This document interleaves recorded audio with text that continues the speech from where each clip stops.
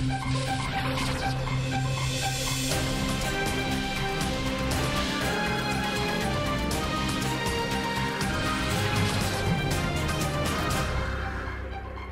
ti smo le študirali, pa le manj govorila, pa bolj učink naredilo, ha? Kaj ti praviš? Amar bom začela brati kar takoj zdaj, ti mi sem, da je znakna. Greš? Grem. Iz ljubljanskega studia 136, to so vesti na vesti. Zdaj pa začnem brati. Predsednik vlade Borut Pahor se je včeraj srečal z vodstvom SAZU in to ni SAZAS, da ne v te mislili, ko to bi pa tudi se on mogel srečati s SAZASom, sem jaz zanj rekla, samo klinc, če pa ima zdaj SAZU, pa najprej še ga popedena, pa ne gre še s SAZASom se dobiti. In to priložnost izkoristil, da je odgovoril na kritike ministra za znanost in predsednika zares Gregorja Golobiča. Ta je namreč zavrnil partnerstvo 2+10, se mu pa le niso ponudili 2+3, pa bi mogoče pa tistega vzel, ki ga je vladi ponudil predsednik SDS Janez Janša. Meni je tudi nekaj ponudil Janez Janša, samo je bil eden od onih 4 Janezov Janš. Imam to srečo, da sem v slovenski politiki vse od demokratičnih sprememb naprej. In zagotavljam vam, da nikoli nismo prišli do dogovora o sodelovanju na lahek način. Nikoli nas do dogovora ni pripeljala krevljevska pot.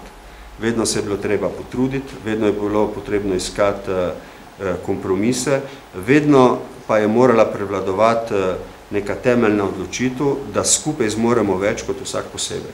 In če kdaj, potem v Sloveniji v letu 2009 in letu 2010 velja, da lahko krizo premagamo le skupaj. Skop, ja, kak pa tej misliš, na razna, kava, tako normalno to, da že tega, ko smo na Holmcu gora se borili mi za slovensko svobodo in edinstvo in take zadeve, smo rekli skop, drugač pa tako nima brez veze, drugača zastopiš, hodi takolo.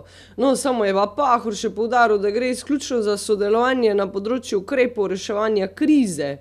Glede dogovora s prav vsemi strankami pa ostaja optimističen. Jaz bi tudi bila optimistična, če bi mi bilo Borut Jemeva, če bi se Pahor pisala. Sodelovanje političnih strank in to je treba povedati, gre za sodelovanje pri ukrepih slovenske politike za premagovanje krize in vse, kar je v zvezi s tem povezano z razvojnimi vprašanji. Ne za vsa vprašanja, ki so povezana za pristojnost vlade ali parlamenta. Glede tega moramo biti posebej jasni. Jaz mislim, da je mogoče doseči dogovor. Ja, seveda, če se dogovarjate, te pa tako mora en dogovor se narediti, jaz pravim, ali da je tako. Evropski parlament je sklenil, da naj Slovenija in Hrvaška vprašanje meje čim prej razrešita pred mednarodnim sodiščem v Hagu. To je tam, ko on bil Miloševićev, ali? Ja. Istočasno se je pa Olli Rehn, evropski komisar za širitev, ustajal v Ljubljani na pogovoru s premijerom Borutom Pahorjem. Kršen duš, a mu samo Pahorju govorili danes, no pa ja, še kaj drugega bilo, govorila sta o možnih rešitvah vprašanj v slovensko-hrvaške meje. Što pa ne smemo kar tak postiti na strani. Podrobnosti sta pa pogovora zadržala zase. Rehn je pohvalil slovenska prizadevanja za rešitev sporov. Pa tako pravim jaz, da se mi skozi matramo, Kristus Božji, pa nič se ne zgodi spoda, še enega metra mi nočejo dati zravno tam, ko imamo eno parcelo pri Solinah, gligar od zgor nad onim, a veš, ko je uni pesnik slovenski, tam gr neki imamo mi vikend. Sam nakladaš. Nič ne nakladam. I was informed by Prime Minister Pahor about his invitation to his colleague Prime Minister Sanader of Croatia. I appreciate this and I think it shows political goodwill to make steps further in the relations between the countries, which is important for Slovenia, for Croatia and of course for the European Union.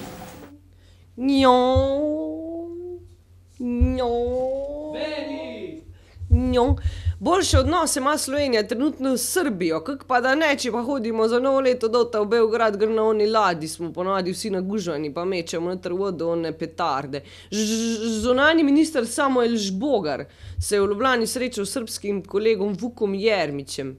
Ugotovila sta, da imata obe državi podobna stališča glede vstopa Srbije v Evropsko unijo. Kaj pa te mečeš ti tam po tleh? Doš, kaj sem jaz hotela reči, da se pa vsi le nekaj srečujejo, pa to v Ljubljani. Kaj pa če v kakva vesoljska ladja pristala, ali pa kaki izvan zemljanci, da so tole, pa da se v bistvu to sam zdaj neki izmišljujejo, tek da mi imamo kaj zapovedati. Tebe so nam dali. Pa tako vem, zato ti pa pravim, zakaj se to nekaj zdaj čudno dogaja.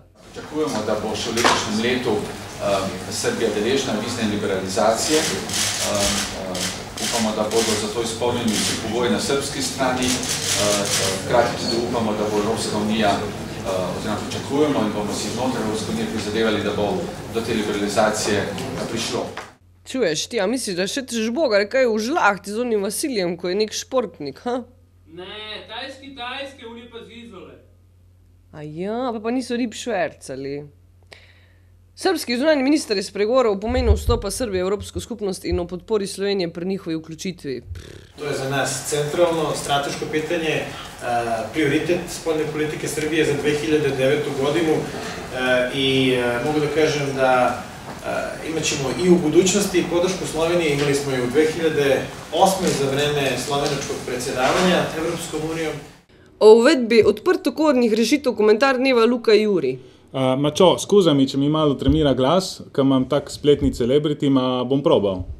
Čuješ, jaz ga nič ne zastopim. Kaj pa tej? Bomo probali, ja? Probi, ti kar beri, ni problema sploh. Zamislite si, da imate na voljo 2 knjigi kuharskih receptov. Obe sta odlični knjigi, eno je pripravil kuharski strokovnjak znanega kova, zato ima tudi visoko ceno, recimo 150 €, zaradi zaščite avtorskih pravic, pa knjige seveda ne smete fotokopirati ali povzemati. Druga je nastala na osnovi ljudskega izročila in sodobnih izkušenj številnih kuharjev, izdaja pa jo neprofitna organizacija, zato je knjiga brezplačna, obenem pa vam je dovoljeno jo fotokopirati in povzemati. Za katero bi se odločili? Podobno dilemo imamo danes pri predlaganih rešitvah, da bi plačljive programske pakete, kot so na primer Microsoft Office, Exchange, Outlook, v javni upravi nadomestili z odprtokodnimi alternativami, ki so brezplačne, odprte, nadaljnji, nagradni in spremembam. Prav to je smisel odprtokodnih programov. Nastali so na osnovi dela več ljudi, hkrati pa so osnovani na takšnih licencah, po katerih je zakonito te programe prosto nadgrajevati.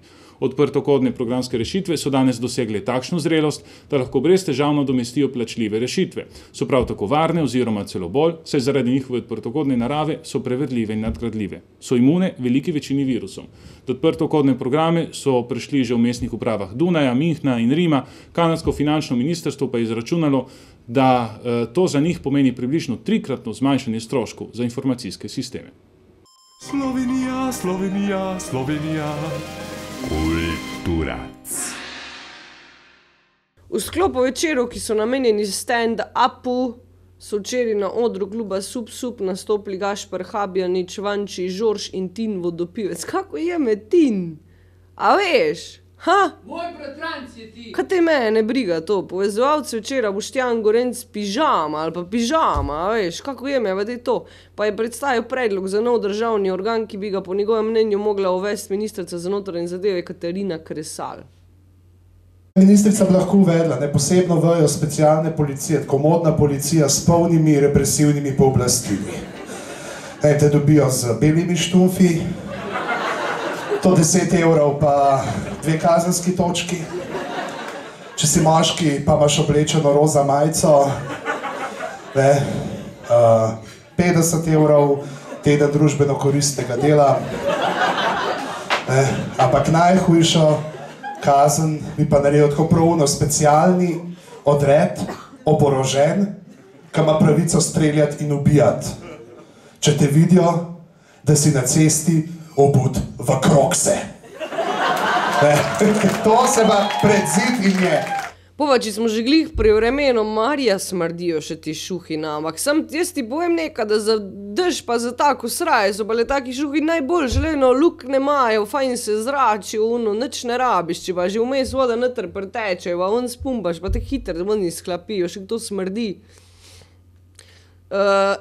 Zdaj sem še to zmotila reči, dan zvečer, ali bo tole noter še tem studiu tam od zada, to je zdaj 136, on je pa 141, bojo Quinton Jaz ga zaradi pošlatala, res, pa en čikmo bom prožgala. Iz Ljubljanskega studia 136, to so bile vesti na vesti. Ostanite še naprej z nami. Sam smrdijo pa ko prasica, ali?